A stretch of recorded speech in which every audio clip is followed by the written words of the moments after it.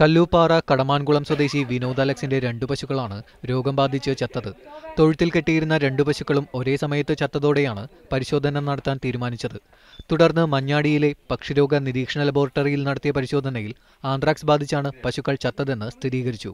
ഇതോടെ പ്രദേശത്ത് മൃഗസംരക്ഷണ വകുപ്പ് ജാഗ്രതാ നിർദ്ദേശവും നൽകി. പശുക്കൾ ചത്ത തൊഴുത്തിന് 2 കിലോമീറ്റർ ചുറ്റളവിലുള്ള പശുക്കൾക്ക് മൃഗസംരക്ഷണ വകുപ്പ് പ്രതിരോധ കുത്തിവയ്പ്പുകളും എടുത്തു തുടങ്ങിയിട്ടുണ്ട്. ഇപ്പം നമ്മൾ വാക്സിനേഷൻ ഇന്ന് മുതൽ സ്റ്റാർട്ട് ചെയ്തു. 2 ദിവസം കൊണ്ട് വാക്സിനേഷൻ കഴിയുകയാണ്. അത് നമ്മുടെ എല്ലാ രീതിയിലുള്ള നമ്മൾ ഈ പശുക്കളെയാണ് കൂടുതലും നമ്മൾ നോക്കുന്നത്. കാരണം കൂടുതലും ബാധിക്കാൻ സാധ്യതയുള്ളതും പശു തന്നെയാണ്. പശുക്കളിലുള്ള വാക്സിനേഷൻ പ്രധാനമായിട്ടും ചെയ്യും. അപ്പോൾ തന്നെ ഏകദേശം നിയന്ത്രണ വിധേയമാവും. ഇപ്പോൾ തന്നെ അത് വേറെ പടർന്നിട്ടൊന്നുമില്ല. ആ വീട്ടിലല്ലാതെ വേറെ ഒന്നും കണ്ടിട്ടില്ല.